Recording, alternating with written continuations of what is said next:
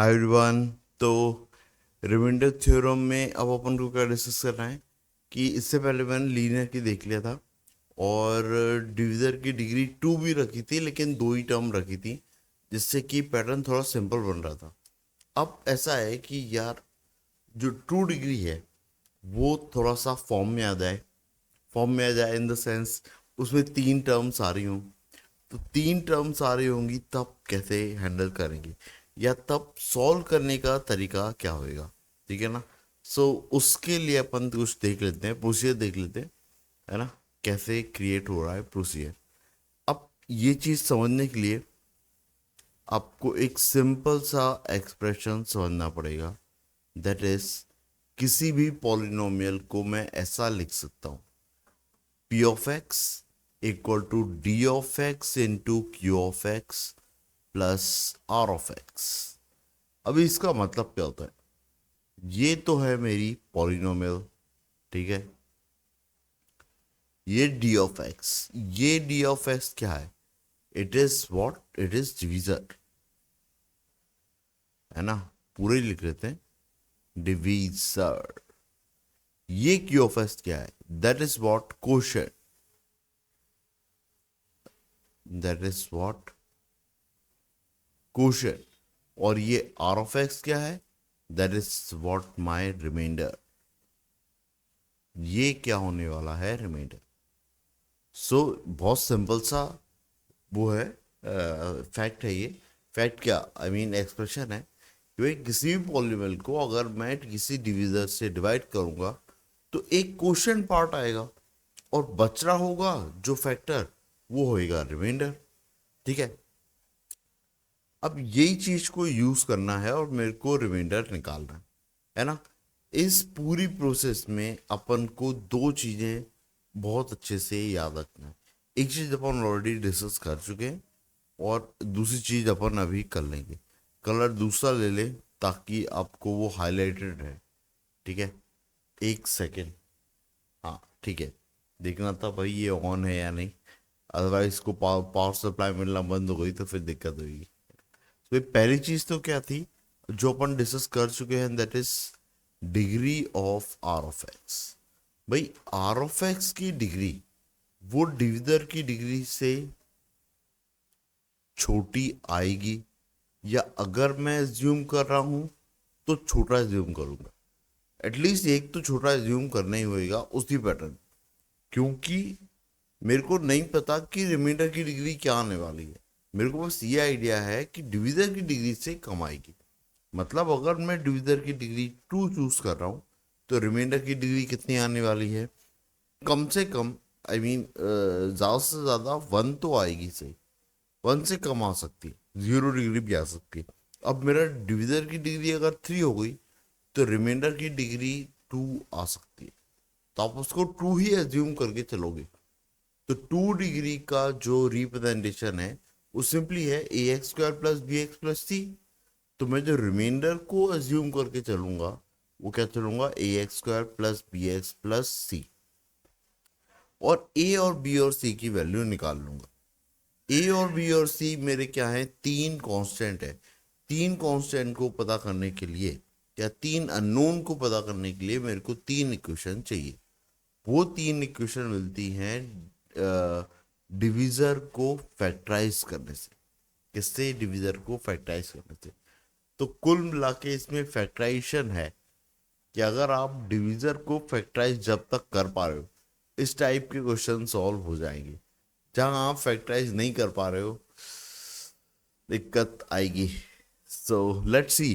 भाई ये पहली चीज तो ये हो गई कि ये सेकंड चीज, इसी में सेकंड चीज क्या ध्यान रखना है कि क्वोशिएंट से कभी कोई मतलब नहीं होता। Quotient doesn't provide any doesn't provide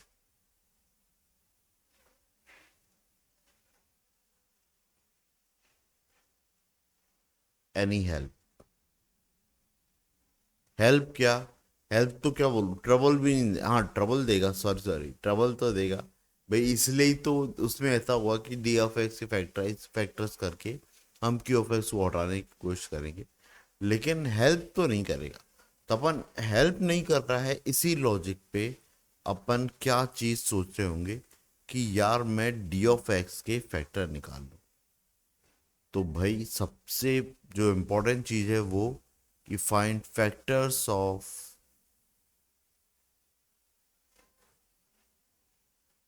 find factors of D D x, find factors of D of x.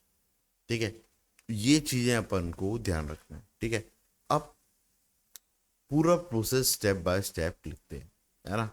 सो इसको नीचे कर लेते हैं अपन। अब इसके बाद में प्रोसीजर,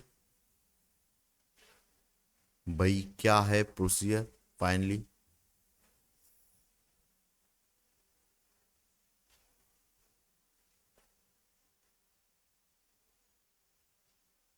अब प्रोसीजर लिखने से पहले भाई मेरा एक्सप्रेशन क्या था, पी ऑफ एक्स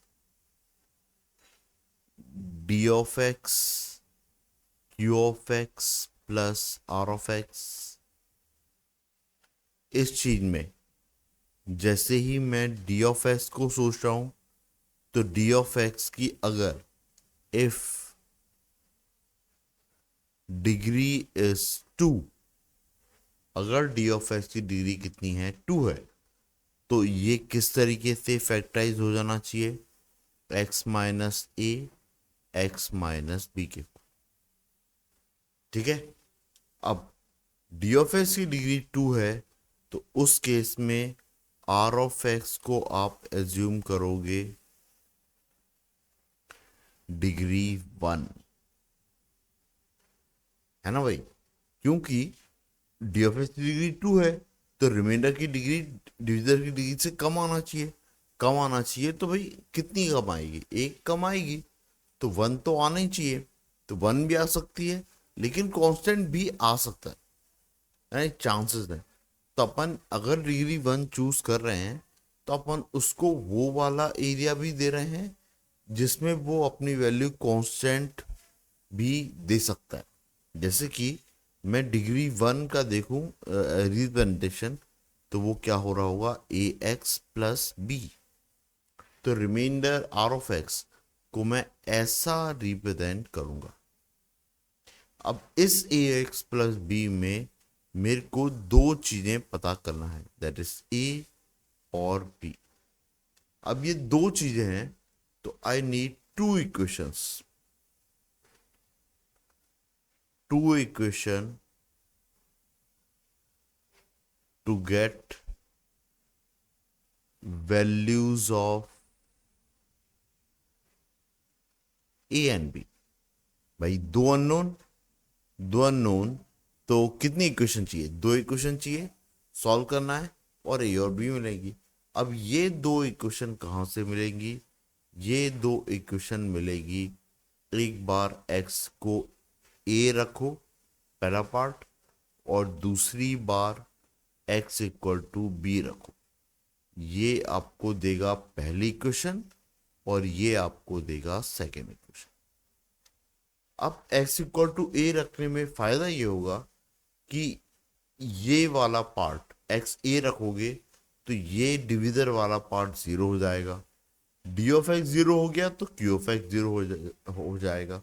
तो Q of X actually trouble maker ही था, वो हेल्प तो कहीं भी कर ही नहीं रहा था, ट्रबल ही दे रहा था। तो ये वाला हट जाएगा जब मैं x की वैल्यू ए रखूंगा, तो एक इक्वेशन मिलेगी ए और बी के टर्म में। Same x equal to B रखूंगा, फिर से ये हट जाएगा, और फिर से मेरे को ए आर एक्स में जो ए बी दिया है उसके टर्म्स में एक और इक्वेशन मिल जाएगी। 2 इक्वेशन मिलेगी, इनको सॉल्व करके मैं ए और बी पता कर लूंगा। ठीक है, सो ये प्रोसीजर है ना। सो अब देखो इसी चीज को अपन अप्लाई करते हैं। एक कोई क्वेश्चन लेते हैं अपन और इसको अप्लाई करते हैं, और कोई भी रैंडमली प्रॉब्लम ले लो, कोई फर्क नहीं पड़ेगा। लेट्स से मेरा पी ऑफ एक्स है x cube plus 7x square minus 5x plus 1, ऐसा कुछ लिखा। ठीक है, 7 8 9 5, ठीक है, वो वॉट एवर इट इज, ये लिखा है। अब डी ऑफ एक्स लिखा है x² माइनस 3x+2, ठीक है। तो सही से बैठ जाए भाई, है ना। ये डी ऑफ एक्स है। और क्या पता करना है मेरे को, आर ऑफ एक्स तो नहीं पता, लेकिन मेरे को ये पता है कि डिवीजर की डिग्री कितनी है, 2 है। तो रिमाइंडर को मैं क्या एज्यूम कर लूंगा, डिग्री 1, दैट इज ax+b। अब मैं लिख लेता हूं कि मेरी पॉलिनोमियल ऐसी कुछ लिखाएगी, क्या p(x) = d(x) into q(x) plus r(x), जिसमें कि थोड़ा नीचे कर लेते हैं। हाँ, p(x) की वैल्यू क्या है, x³ plus 7x² minus 5x plus 1।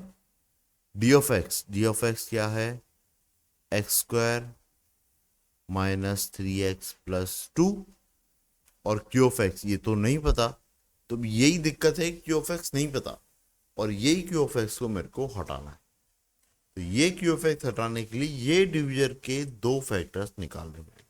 तो जब तक आप फैक्टर निकाल पा रहे हो, ये मेथड बिल्कुल सही है भाई, बिल्कुल चंगी मेथड है ना। और आप लोग बिल्कुल इससे एक्चुअल रिमाइंडर आप निकाल लोगे, कोई दिक्कत नहीं आएगी। रिमाइंडर क्या एज्यूम किया है, ax+b, ठीक है।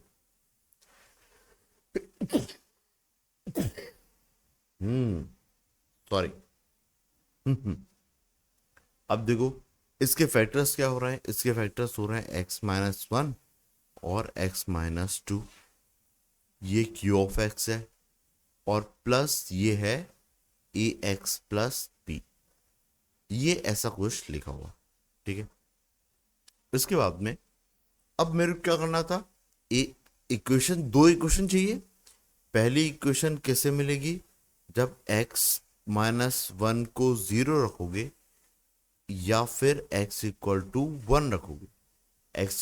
जैसे ही 1 रख रहे हो क्या रहा है, ये पूरा जो qx का मल्टीपल है पूरा का पूरा एक ही बार में 0 हो जाएगा, और a और b वेरिएबल होंगे, उसके रिस्पेक्ट में एक इक्वेशन मिलेगी जब x=1 रख रहा हूँ। सेम x=2 रखूंगा, x=2 रखने पे एक और इक्वेशन मिल जाएगी। दो इक्वेशन को सॉल्व करोगे, a और b की वैल्यू आ जाएगी। तो यही करना है, x=1 रखो, ये कितना आ गया, 1 प्लस 7 माइनस 5 प्लस 1, ये कितना आ रहा है, 7 में से 5 गए 2, 3 और 4, ये आ गया 4, इक्वल टू, यहाँ पे 1 रखा तो ये पूरा 0 हो रहा है, यहाँ पे 1 रखा तो ये कितना हो रहा है, a+b। अब देखो, बहुत ही सिंपल इक्वेशन मिली है, दैट इज 4 = a+b। हाँ भाई, आई होप ये चीज आपको समझ में आ गई। ये है पहला पार्ट। समझ में आ गया भाई। अभी x=2 रख दिया अपन सेकेंड टाइम। सेकेंड टाइम आप क्या रखने वाले हो, दैट इज x-2 = 0। इसका मतलब कि ये क्या होगा, x=2। x=2 है, तो आप यहाँ पे रखोगे भाई, अपनी पॉलिनोमियल क्या थी, ये थी पॉलिनोमियल। 2 रखोगे तो ये कितना हो जाएगा, 2³ प्लस 7 इंटू 2 का square that is 4, minus 5 into 2 is 10, plus 1 equal to, ये पार्ट कितना हो गया, 0, plus ax+b, that means 2a+b, yes है ना। अब इसको सॉल्व करते हैं, तो ये कितना आ रहा है, ये आ रहा है 8, 7 4 जा 28, 28 और 8 कितना होएगा, 36, 36 में से 10 गए तो 26 प्लस 1 27, और ये है 2a+b, ये है मेरी सेकेंड इक्वेशन। तो मेरे को दो इक्वेशन को सॉल्व करना है। पहली है 2a+b = 27, ये पहला पार्ट, और a plus B equal to 4। ये है मेरा सेकेंड पार्ट। अब देख लो, इन दोनों को आप सब्ट्रैक्ट कर दो तो आपको क्या मिल जाएगा, b सब्ट्रैक्ट हो जाएगा मेरा, और 2 में से a जाएगा तो a हो जाएगा, और इक्वल टू में क्या है, 27 है। 27 में से 4 जाएगा तो 23 आ जाएगा। तो a कितना आ रहा है, a आ रहा है भाई 23 आ रहा है। a कितना आ रहा है, 23। a 23 है, b कितना आ जाएगा, 4 में से 23 गए तो 19, -19 आ रहा है भाई। b आ गया है -19। तो रिमाइंडर आर ऑफ एक्स क्या था मेरा, आर ऑफ एक्स था ए एक्स प्लस बी। ए कितना है, 23, तो इट इज 23x, प्लस नहीं है भाई, माइनस है, तो इट इज -19। यार रिमाइंडर। तो देखो, मैंने भी एक रैंडम क्वेश्चन ही बनाया है ना, और मेरे को पता है कि ये एक्चुअली पैटर्न ही ऐसा है, मेथड ही ऐसा है कि आप कुछ भी बनाओ, आंसर तो निकलेगा ही निकलेगा। है ना, बिकॉज इट इज रैंडम। आपको ध्यान में ये रखना है कि जो डिवीजर है उसके फैक्टर्स निकल रहे हो, तब ये सॉल्व होगा। अब डिवीजर की डिग्री ऐसी रखो कि आपके सॉल्व होने के पार्ट में आ रहा हो, दैट इज फैक्टराइज करने में आपको दिक्कत नहीं आ रही। ठीक है ना। अगर आपको फैक्टर्स निकालने में दिक्कत आ रही है और आप क्वेश्चन क्रिएट करने की कोशिश कर रहे हो, मतलब क्वेश्चन का लेवल बढ़ते जा रहा है, तो आपको हो सकता है कुछ और चैलेंजेस फेस करना पड़ेंगे। लेकिन आप ध्यान रखना, जब तक डिवीजर की डिग्री, डिवीजर की डिग्री नहीं, डिवीजर फैक्टर्स में ब्रेक हो रहा है, तब तक चीज़ें ठीक चलेंगी। क्योंकि ऐसा नहीं हुआ ना, तो क्यू ऑफ एक्स को आप एलिमिनेट नहीं कर पाओगे, और क्यू ऑफ एक्स पिक्चर में आ गया तो फिर प्रॉब्लम सॉल्व नहीं होगा। क्योंकि क्यू ऑफ एक्स के बारे में नॉलेज नहीं है ना, अदरवाइज उसने क्वेश्चन में मेंशन कर किया हो क्यू ऑफ एक्स का नेचर ऐसा है, 2 डिग्री है, 1 डिग्री है, या वॉट एवर इट इज, इसके रूट्स ऐसे कुछ है, या ऐसा कुछ भी कर रखा है, तो ठीक है, वो केस आप अप्लाई करो तब कर दोगे, है ना। तो उस केस में डिविजर को छोड़ना और क्यू ऑफ एक्स के फैक्टर निकाल लेना, और क्यू ऑफ एक्स को जीरो करके देखना भाई, क्योंकि अपना कंसर्न क्या है, अपना कंसर्न है रिमाइंडर निकाल, ए एक्स प्लस बी। बाकी चीजें कैसी भी हो, बाकी चीजों को हटाना है एनी हाउ, है ना। सो जो पी ऑफ एक्स है उसमें एक्स की वैल्यू रख के उसको कांस्टेंट बनाया है, और इधर वाले पार्ट है इसको फैक्टराइज करके फैक्टर्स को जीरो बनाया। ठीक है। सो ये तरीका है, अगर आपको ये तरीका सही समझ में आ गया है तो भाई इस टाइप के कोई भी क्वेश्चन होंगे आपको कोई दिक्कत नहीं आएगी। ठीक है। अब इसी में क्या होगा, अगर मान लो कि क्वेश्चन में ऐसा दिया है कि ये इसका रिमाइंडर आ ही नहीं रहा है, जीरो आ रहा है, तो इसका मतलब जो डिवीजर था वो क्या था, फैक्टर्स थे, या डिवीजर के जो दो फैक्टर आप स्प्लिट कर रहे हो वो पॉलिनोमियल के फैक्टर्स। ठीक है ना। सो अननोन अननोन पैरामीटर पता करने के भी काम में आता है, एंड जब कई बार आपके क्वेश्चंस में अननोन पैरामीटर दे देते तो उस टाइम पे भी क्वेश्चन कुछ इस तरीके से क्रिएट होता है। तो एनीवे अपन एक एक करके क्वेश्चन देखते चलते हैं। ठीक है। तो अब देखते हैं अपन कोई भी एक रैंडम क्वेश्चन क्रिएट करते हैं यहाँ पे। कलर चेंज कर ले, येलो कलर लेते हैं, येलो कलर थोड़ा सा अच्छी, जो उसका वो रहता है ना विजुअल, वो काफ़ी अच्छा दिखता है, मेरे को तो अच्छा दिखता है। सो आई होप आपको भी अच्छा दिखता हो। मैं कोई एक पॉलिनोमियल ले लेता हूँ, सिंपल क्या, 3 डिग्री 4 डिग्री ले लेते हैं। ठीक है। एक्स की पावर 4 प्लस 5x³ और इसमें दो वेरिएबल डाल देते हैं, है ना, क्योंकि मैं अगर जो ले रहा हूँ डिवीजर, डिवीजर की डिग्री अगर 2 ले रहा हूँ तो भाई अपनी औकात कितनी है कि भाई 2 पैरामीटर अपन फाइंड कर सकते हैं, क्योंकि डिवीजर की डिग्री 2 है। तो इसका मतलब मैं ऐसी दो इक्वेशन क्रिएट कर सकता हूँ जिसमें मैं कोशेंट वाले टर्म को जीरो बना दूँ, और दो इक्वेशन बन जाएगी।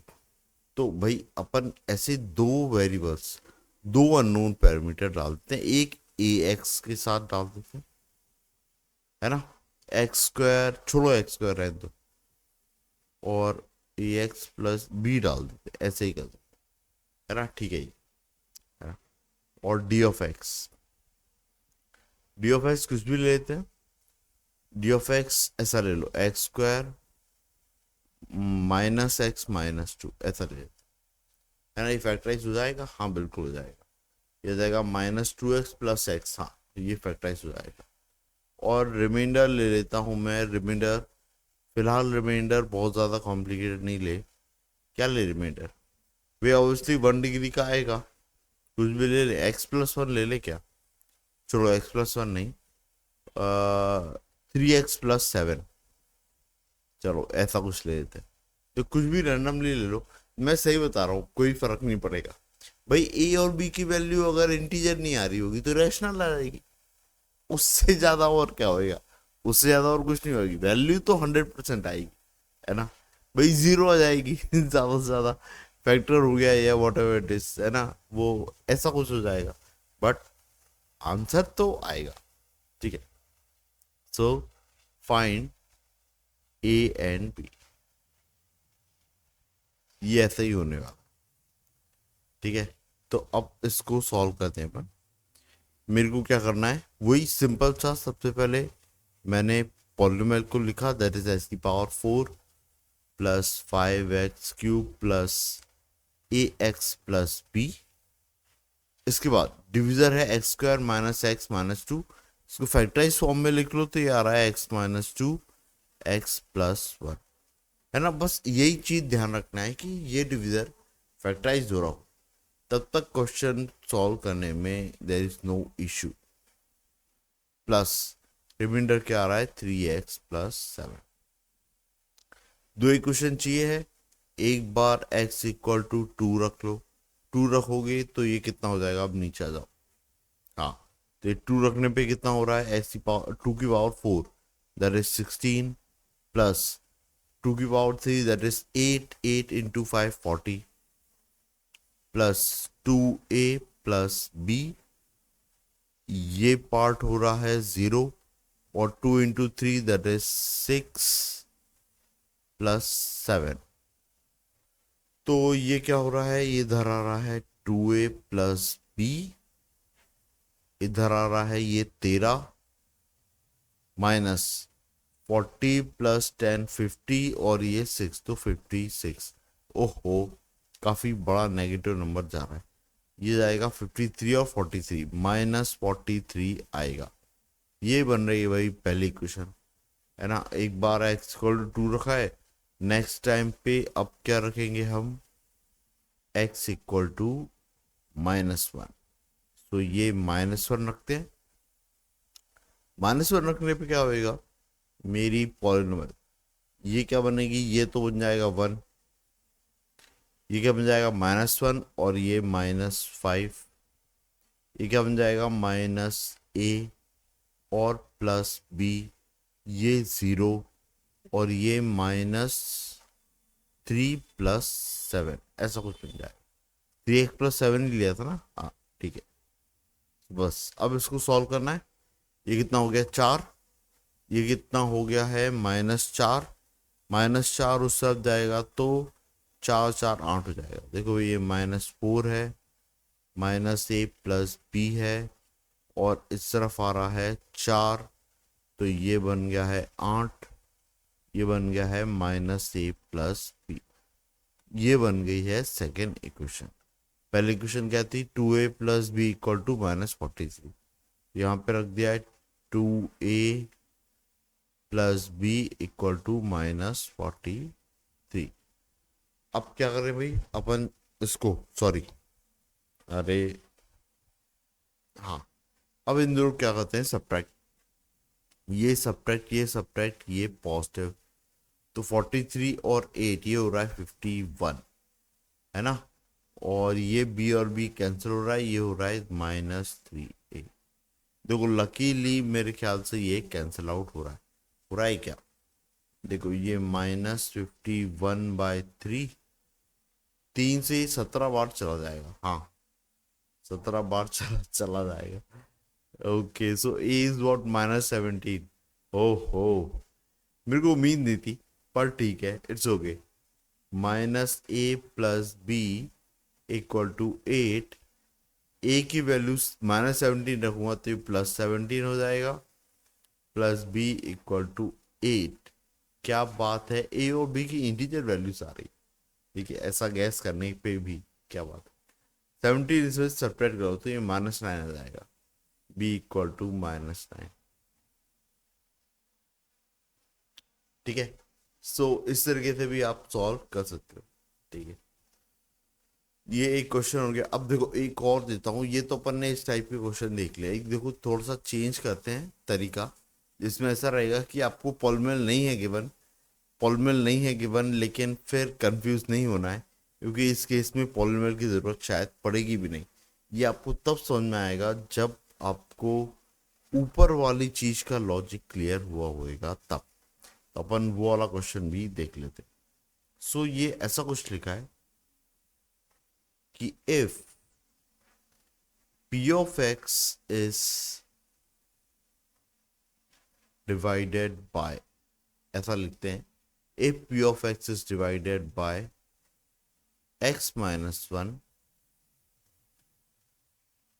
it gives remainder, it gives remainder 7, कुछ भी ले लो, 7 ले लो, 5 ले लो, doesn't matter, it gives remainder 7, and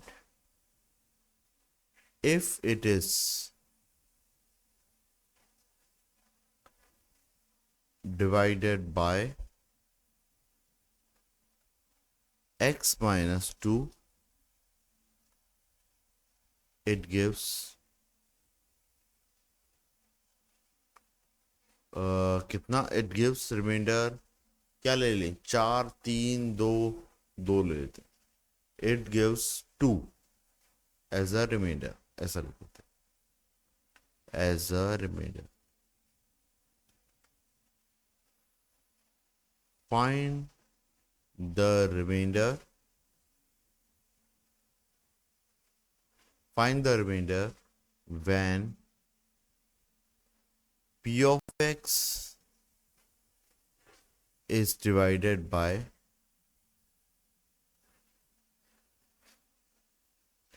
when p of x is divided by x minus 1 into x minus 2। अब देखो इसमें किया क्या है, मैंने p of x दिया ही नहीं है। अब ऐसा लगेगा यार p of x एक तो दिया नहीं है, x माइनस 1 का अलग से बता दिया है, x माइनस 2 का अलग से बता दिया है, और x minus 1 into x minus 2 का पूछ लिया है। ये तो कुछ ज़्यादा ही वो हो रही है, ज़्यादती हो रही है, पर ऐसा कुछ नहीं है।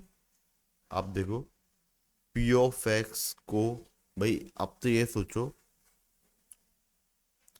कि मेरे को पता क्या करना है, मेरे को ऐसा पता करना है कि p of x को मैं डिवाइड करने वाला हूँ x minus 1 into x minus 2 से, जिसमें कुछ कोशेंट आएगा, और रिमाइंडर मेरे को निकालना है, रिमाइंडर लीनियर आएगा तो वो होगा ax प्लस बी, बस ये। ठीक है, अब देखो मेरे को एक चीज पता है, अगर मैं किसी लीनियर फैक्टर से पॉलिनोमियल को डिवाइड करता हूं तो लीनियर फैक्टर में x की जो वैल्यू पुट करने जा रहा हूं वही मेरा रिमाइंडर होता है ना। कहने का मतलब अगर मैं x की वैल्यू 1 पुट करने जाऊं तो जो p of 1 होगा ना वही रिमाइंडर होएगा, है ना। तो रिमाइंडर उसने दे रखा है, कितना दे रखा है, x माइनस 1 को डिवाइड करने पे रिमाइंडर कितना आ रहा है, 7। तो p of 1 की वैल्यू कितनी होगी, 7। वैसे ही p of 2 की वैल्यू कितनी होगी, 2। ठीक है, तो बस ये फंडा आपको लगाना है, सो आपने बस यहाँ पे रखना है। अब मेरी दो इक्वेशन फॉर्म करना है तो x = 1 पुट कर लो, तो क्या बन जाएगा, p of 1 ये हो जाएगा 0 प्लस a प्लस बी। अब P of 1 is what? Remainder. It is what? It is remainder. ठीक है भाई, और रिमाइंडर कब? when P of x divided by P of x is divided by x minus 1. ठीक है, तो x माइनस 1 से डिवाइड किया, कितना रिमाइंडर आ रहा था भाई? 7 आ रहा था शायद, 7. तो P of 1 की जगह पे क्या लिख दोगे? 7. और ये आ गया है a प्लस बी की वैल्यू. जब x इक्वल टू 2 रखूंगा तो कितना आ जाएगा? P ऑफ 2 जिसकी वैल्यू 2 है, ये हो गया है 0 और ये हो गया है 2a प्लस बी. और P ऑफ 2 की वैल्यू कितनी ली थी? 2. 2 equal to 2a plus B. दो इक्वेशन बन गई है, बस अब इनको सॉल्व कर लो. So 2a plus B equal to कितना है? 2. और a प्लस बी ये कितना है? 7. अब इन दोनों को सब्ट्रैक्ट करते हैं. ये था, ये ऐसा और ये था. 2a में से a जाएगा तो ये कितना हो जाएगा? a. b में से b जाएगा तो ये तो कैंसिल हो गया है. 2 में से -7 दैट इज -5. ये आ रहा है -5, कहीं भी रख दो. यहाँ -5 रखूंगा, उधर जाएगा 5, b आ जाएगा 12. a और b आ गए हैं तो ax plus b. ax plus b कितना आ रहा है? x तो वेरिएबल है, a है -5, -5x प्लस b कितना आ रहा है? 12. ओके, सो यही बोलना चाहता, आंसर तो जरूर आएगा. आप उस चीज की टेंशन मत लो, डेटा गया है, पर आंसर तो जरूर आएगा. है ना, यही इसका वो है. तो आप क्वेश्चन कैसा भी बना सकते हो, लॉजिक बस ध्यान रखना है बस कि डिवीजन 2 पार्ट में टूटना चाहिए, तब तक सॉल्वेबल है. फिर उसके बाद दिक्कत आने लग जाती है. ठीक है, सो ये कुछ टाइप है. आप यही चीज टेस्ट करने के लिए कि हमेशा आंसर आएगा या ऐसा कुछ, या उल्टा सीधा नहीं आएगा, एक और थोड़ा सा ट्रिकी क्वेश्चन करते हैं. ठीक है, एक और क्वेश्चन करें क्या? हाँ, अपन दो दो तीन क्वेश्चन कर लेते हैं इस पे, रिमाइंडर थ्योरम पे, तो आपको और कॉन्फिडेंस बिल्डअप हो जाएगा. नहीं हुआ तो अपन इसको नेक्स्ट लेक्चर में कर लेंगे, स्प्लिट कर लेंगे, है ना. पर प्रॉब्लम्स का क्या है, डिस्कशन जितना सही हो, जितना ज़्यादा हो, अ, उतना ज़्यादा कॉन्फिडेंस जनरेट होता है टॉपिक के बारे में. आपकी अंडरस्टैंडिंग भी डेवलप होती है कि हाँ, क्या कर रहे हैं, क्यों कर रहे हैं, और कितनी श्योरिटी है कि आंसर आएगा ही आएगा. आपको प्रोसीजर से भागना नहीं है. एक बार प्रोसीजर पकड़ लिया, फिर कितना भी मतलब डेटा कॉम्प्लिकेटेड हो, आप दिमाग लगाओ, कैलकुलेशन सही करो, टू द पॉइंट करोगे तो आंसर ज़रूर आएगा. ठीक है, सो लेक्चर को स्प्लिट कर लेते हैं, ऐसा कर लेते हैं. ओके.